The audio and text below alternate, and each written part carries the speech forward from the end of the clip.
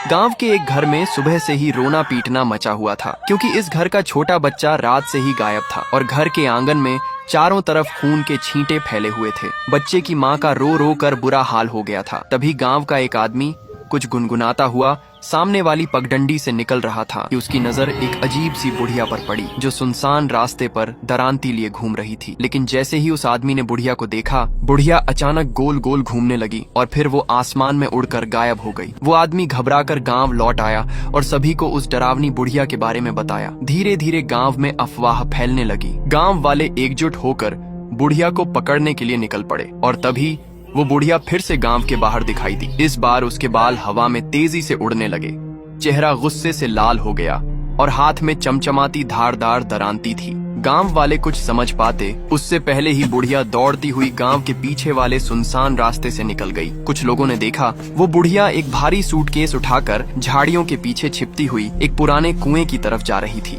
तभी गांव वाले भी उसके पीछे पीछे उसी कुएं तक पहुंच गए। बुढ़िया ने जल्दी में वो सूटकेस कुएं में फेंका और खुद भी कुएं में कूद गई। कुएं से एक डरावनी आवाज आई।